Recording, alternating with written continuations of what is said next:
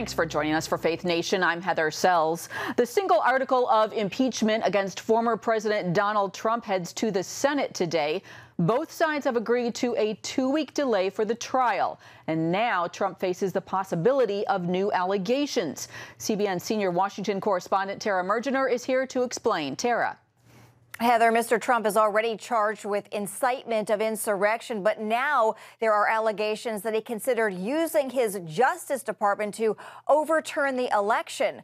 The Wall Street Journal reporting he wanted the department to sue states in the Supreme Court. And when that failed, the New York Times says he plotted to remove the then acting Attorney General and replace him with someone willing to fight election results in Georgia.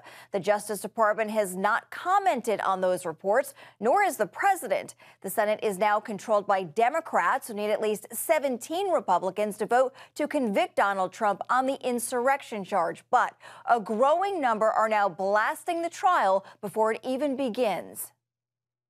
I think the trial is stupid. I think it's counterproductive. We will move forward with the trial. It will be fair, but it will move at a relatively fast pace. House Speaker Nancy Pelosi will walk the article from the House through the Capitol and to the Senate tonight at 7 p.m. Eastern, marking the formal start of the impeachment trial. Tomorrow, senators will be sworn in as jurors. Proceedings are set to begin the week of February 8th. And as of Friday, a tally by the Washington Post showed 42 senators supported impeachment, 19 were open to conviction, 28 were opposed, and 11 did not say. Heather. Oh, that's a lot going on. And Tara, talk a little bit about how the trial has been delayed for 2 weeks. What's the thinking behind that? Well, Heather, will give the Trump team more time to prepare for this trial. It will also give Democrats a chance to push through Biden's cabinet picks and work on other legislation like the COVID relief bill. Right. So is the Biden administration behind moving ahead with the impeachment proceedings? Could it hinder his work with Congress? Well, sure. A presidential impeachment trial is obviously a very big deal, and the rules that govern how the Senate tackles one are designed to make sure lawmakers are paying full attention, which will force them to drop other things, of course. Now, from the day the article is presented, they say the senators must attend to them 6 days a week or until it's over, likely meaning there is time for little else. Heather. Wow. Senior Washington correspondent Tara Mergener, thanks so much. Well, in other COVID news today, Moderna says its vaccine is still effective against variants of COVID-19. Meanwhile, President Biden is set to reinstate a travel ban on nations believed to have new variants of the virus. CBN's Dale Hurd has more on that and efforts for another COVID stimulus check for Americans. During the presidential campaign, critics said Joe Biden accused Donald Trump of xenophobia for imposing travel bans on non-citizens from countries considered COVID hotspots. Now he's doing the same thing. Today, Biden will reinstate COVID-19 travel restrictions on non-U.S. travelers from Brazil, Ireland, the United Kingdom, 26 European countries, and South Africa because of concerns about a new variant of the virus. He's reversing an order from President Donald Trump in his final days in office that called for the relaxation of the restrictions. Officials say the highly contagious UK variant of the virus has now been detected in 23 states. The virus is basically telling us that it's going to continue to change, and we've got to be ready for it. But scientists stress more research is needed on whether the variant is deadlier. It could be that the variant hit the UK when their hospitals were overwhelmed, and we know when hospitals get overwhelmed, mortality rates tend to rise. It's clearly still a deadly disease and clearly more contagious. With the U.S. now surpassing 25 million cases of coronavirus, according to Johns Hopkins University, the White House has promised to deliver 100 million doses of COVID-19 vaccine in 100 days. But so far, heavy demand for the vaccines is outstripping the supply. And some vaccination distribution sites are seeing hour-long waits. That's not the way we treat those we consider vulnerable in need of this vaccine most. You can't just tell the states and the local governments, here's some vaccines, now you go do it. No, we have to coordinate. We have to provide the resources. Meanwhile, Biden is trying to win bipartisan backing for a $1.9 trillion coronavirus relief package, but is getting pushback from Republicans over the federal government racking up even bigger deficits. Spending and borrowing trillions of dollars from the Chinese, among others, is not necessarily the best thing we can do to get our economy to be strong long term. If passed, the relief package would include another round of direct payments of $1,400 to most Americans. Dale Hurd, CBN News. President Biden signed an executive order today to reverse a ban by President Trump that largely prohibited transgender people from joining the military. The new order immediately bans any service member from being forced to leave the military on the basis of gender identity. Meanwhile, in Montana, the House Judiciary Committee has passed 2 bills that would put restrictions on youth that identify as transgender and athletes. The Montana Free Press reports one bill prevents medical professionals from treating gender dysphoria, and the other bans women and girls that identify as transgender from being a part of women's sports teams. Well, last week, Biden issued an executive order that mandates that schools that receive federal funding must allow biological males that identify as females to enter girls' bathrooms, locker rooms, and participate in their sports. And here now with more on the Biden executive order is Christiana Holcomb with Alliance Defending Freedom. Christiana, you have represented 3 Connecticut female high school track stars who filed a lawsuit protesting their state's transgender policy that forced them to compete against boys. Does the president's new order effectively end girls' sports as we know it?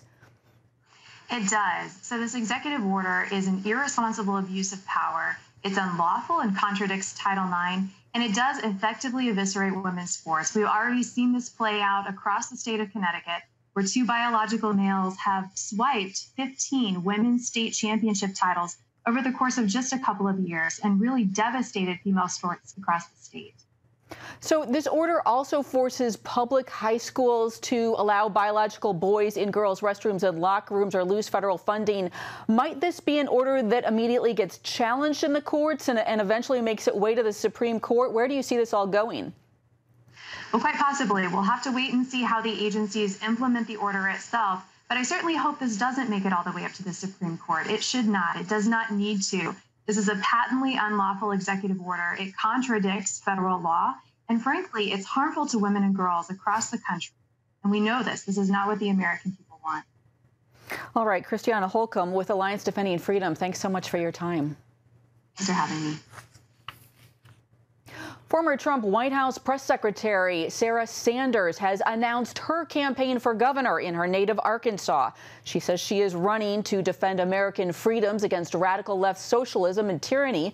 Sanders says she knows from her time in Washington how such ideas hurt America and lead to violence.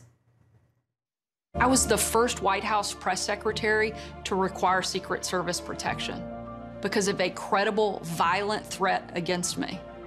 We've seen violence in our streets, at a congressional baseball practice, and at our Capitol. This is not who we are as Americans. Sanders faces 2 GOP opponents in the 2022 Republican primary field in Arkansas. Her father, Mike Huckabee, served as governor of Arkansas from 1996 to 2007. Coming up, the potential for a new rush to the border with immigration changes under the Biden administration.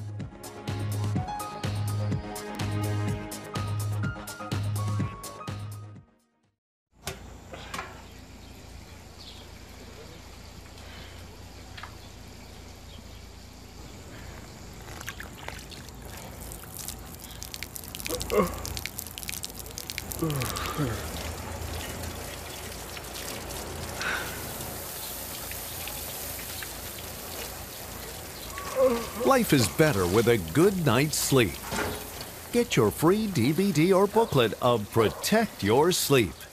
as the world watches from the outside. It's a big diplomatic tug of war here in the Middle East. Go inside the story with Jerusalem Dateline. Israeli archaeologists are talking about a discovery that could change the thinking about the Temple Mount. Join CBN Jerusalem Bureau Chief Chris Mitchell and get the biblical perspective on the events shaping the world. What starts in Israel then ends up going to other places. Watch Jerusalem Dateline, Friday night at 9:30 on the CBN News Channel. Life. It's meant to be lived fully. Jesus said it. I came to give you life.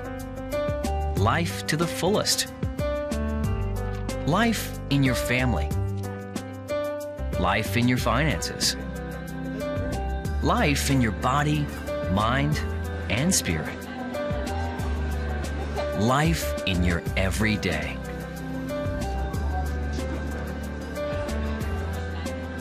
At CBN.com, we're taking what Jesus said seriously.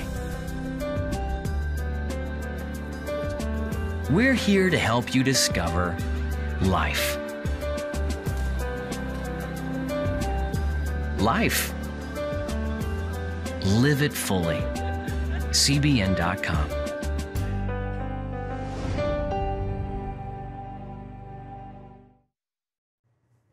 President Biden has put immigration at the top of his agenda, including an executive order stopping work on the border wall. Chuck Holton reports on another test for the president right now, a new migrant caravan in Central America heading north to the U.S.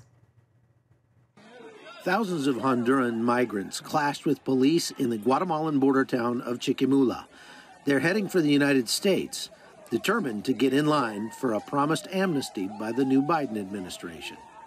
But the caravan met stiff resistance and was broken up by Guatemalan security forces. They were able to break up the migrant caravan, and the immigrants just scatter. They had to scatter. Some are going back. The last numbers I saw from Immigration Department was around 1,500 Hondurans that were sent back.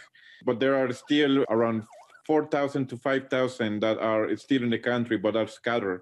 Changes to U.S. immigration policy by the Biden administration are motivating these Hondurans to keep trying. We all know that during President Donald Trump's administration, the United States practically ordered Guatemala and Honduras to do something about the caravans, and also Mexico.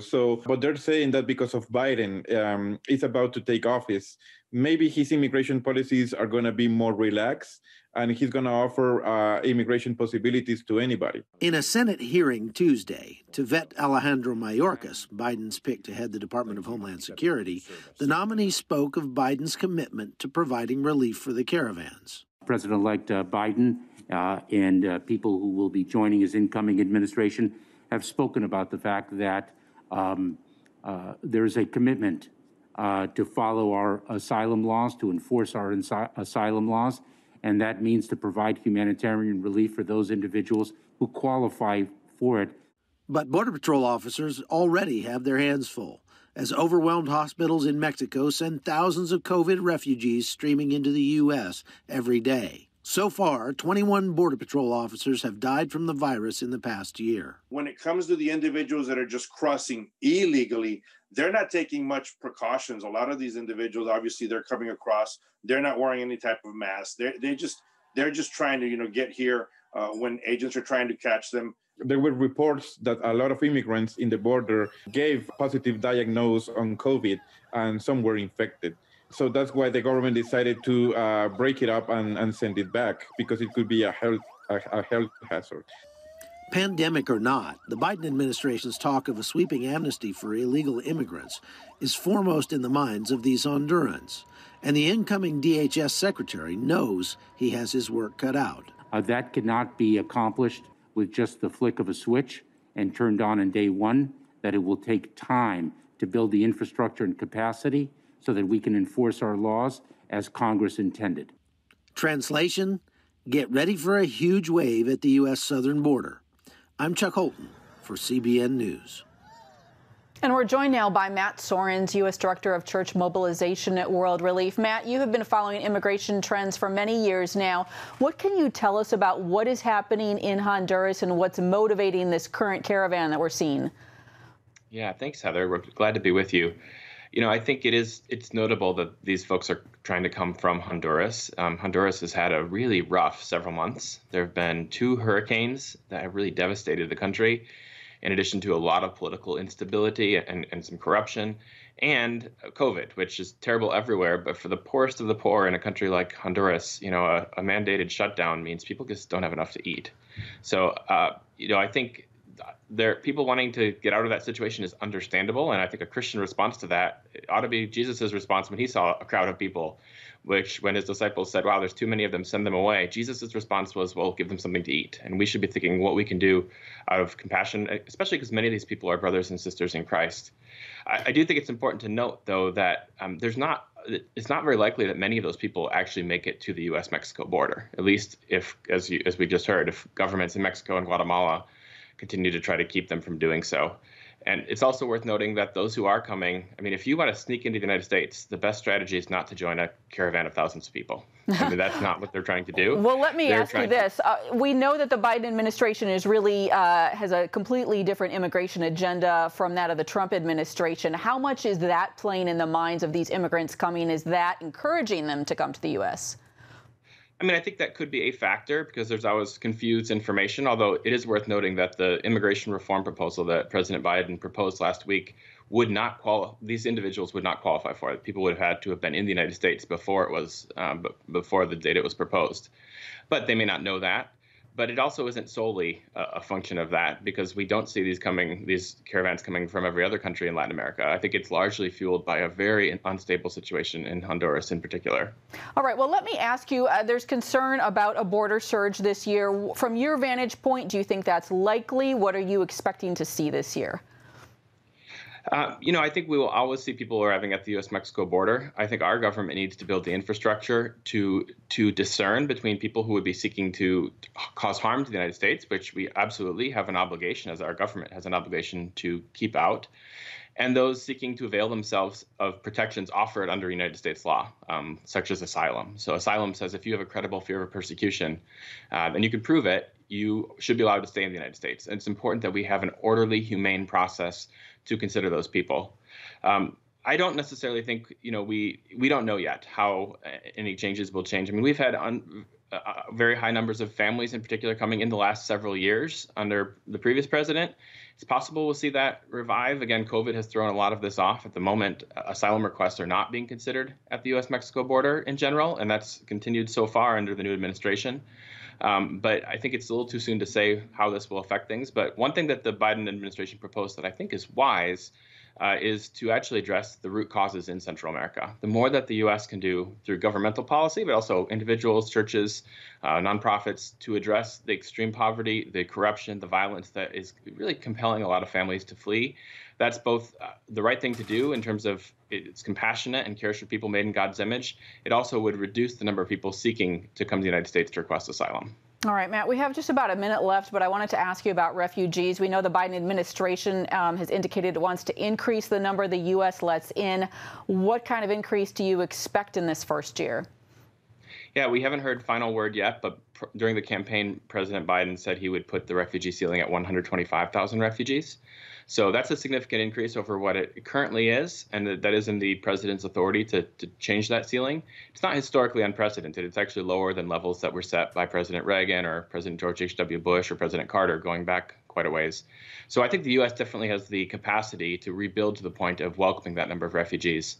And it is important to know these are people vetted abroad, identified abroad, and they come on an airplane. So we're talking about a very different process than the previous conversation on, well, what about the border? In fact, I would think a more robust resettlement program from Central America would also be an important tool to address some of the challenges at the border. All right, Matt, we are out of time, but Matt Soerens with World Relief, thank you so much for your time. Thanks, Heather. Still ahead, why one publishing company is putting out a book on big tech that is bound to not be politically correct.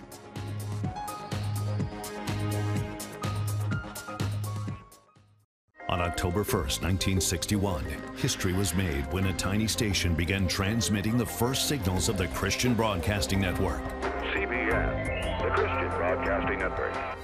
And now, a new era has begun with the all-new CBN News Channel. Just moments ago, the Iron Dome intercepted an incoming rocket right on the Gaza border. Administering in this area, spiritual warfare is definitely involved. A 24/7 news network, bringing you the news you want from a source you can trust.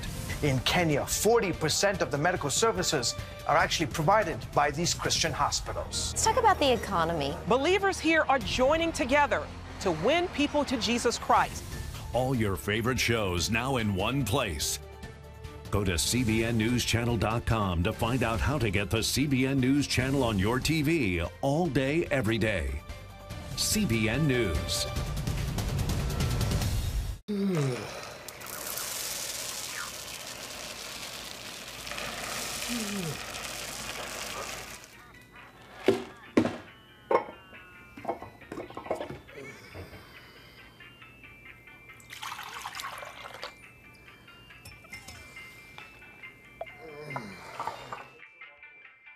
Life is better with a good night's sleep.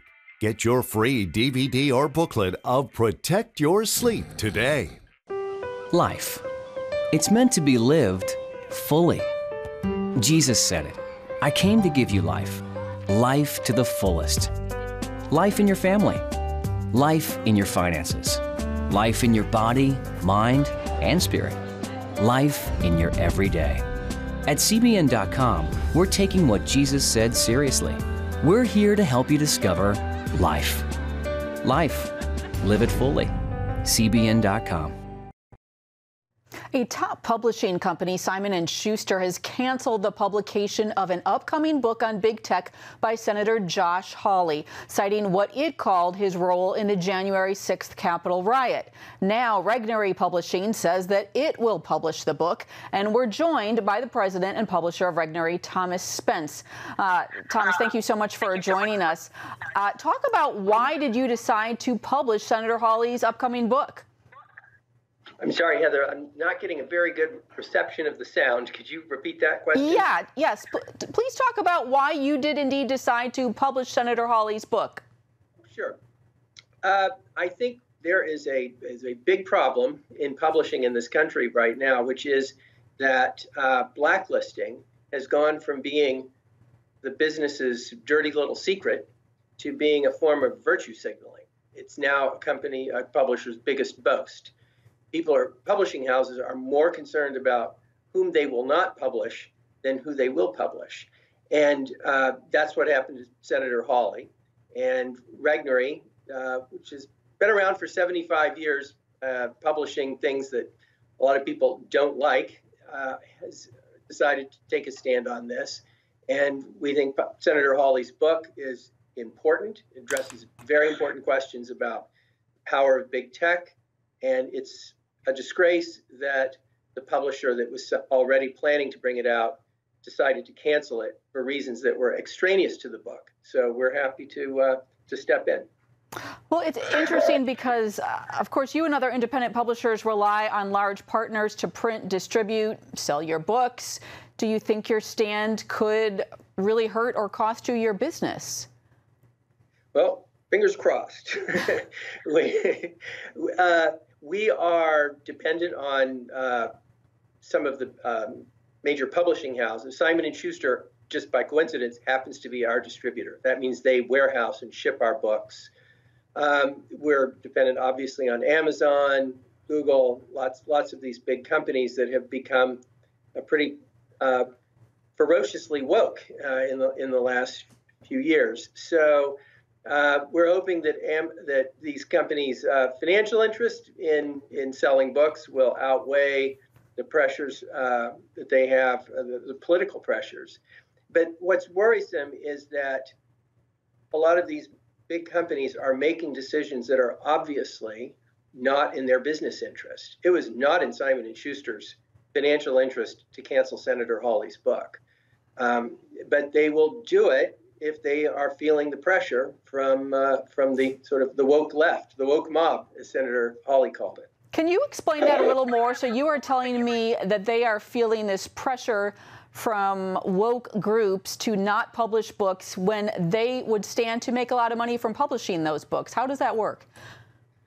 Yeah, that's right. So, for example, in the publishing industry in particular, these major publishing houses are filled with young, generally very left-leaning employees, editors, publicists, marketers, and so on.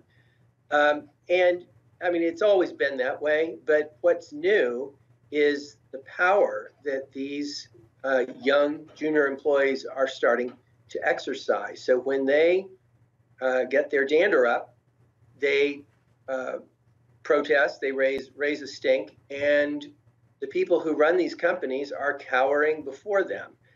Why? I don't know exactly.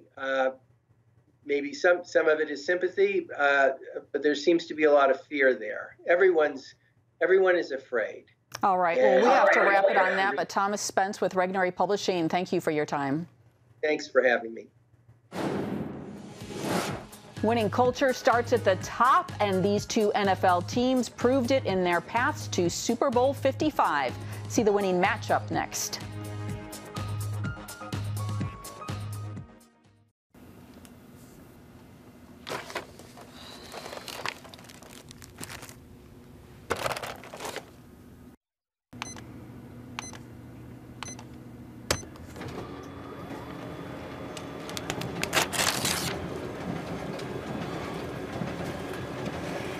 Life is better with a good night's sleep.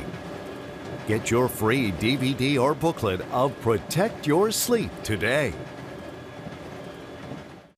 I'm Ephraim Graham, and this is Studio 5. Cruise with me as I discover the good things happening in the world of music, sports, television, and movies. The fact that Ryan Coogler was going to be directing the film, I knew that something special was going to happen. We'll chat with artists at the forefront of entertainment and explore the connection between popular culture and faith. I asked my pastor, I said, well, does that mean I'm supposed to be a preacher? He says, well, no, you already have a pulpit. Watch Studio 5, Wednesday night at 9:30. Remember for a moment what it was like to be a child. You believed every story you were told. You saw a world full of endless possibilities. What stories will the world's orphaned and at-risk children believe? We believe the Bible tells the only story truly worth believing. We believe that every child should have the opportunity to dream, the chance to take challenges and turn them into possibilities, the chance to stand on the promises of God, to recognize their place in the greatest story ever told. They have their whole lives ahead of them. Theirs is a world of endless possibilities. They are looking for a story to believe. We will tell them that story. Will you join us?